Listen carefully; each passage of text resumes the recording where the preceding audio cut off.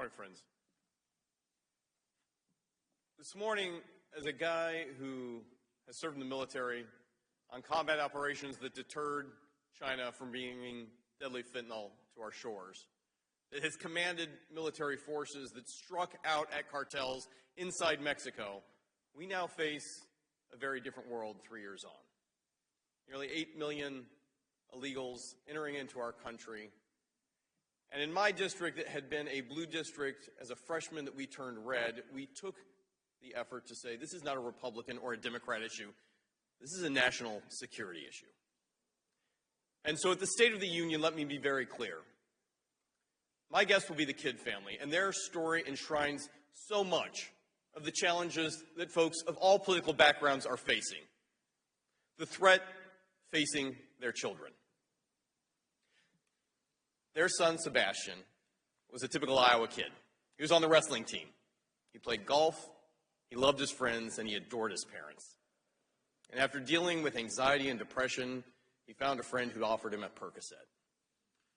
That Percocet was laced with deadly fentanyl, and the next morning, he did not wake up. The Kidd family has addressed this tragedy by trying to save the lives of other families across America with their heroic work. But as I invited the Kidd family to join me at the State of the Union, that family asks the question that so many Americans are asking. If we had just secured our border, would my son be alive today?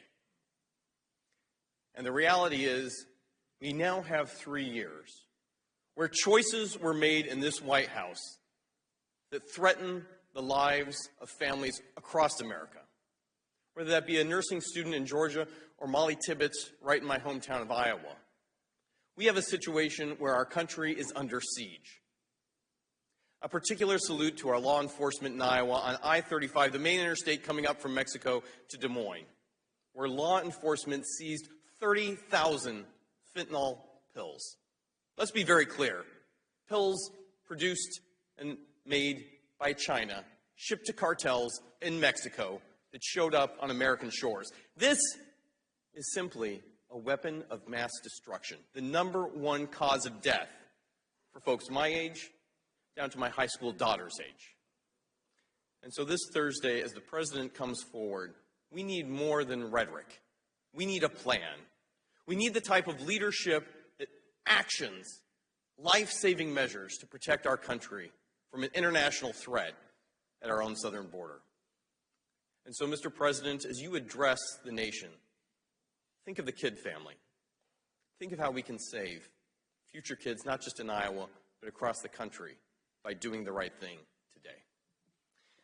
With that, I can think of no one stronger to lead this effort than our own gentleman from the heart of the heartland, our whip, Tom Emmer. Thank you.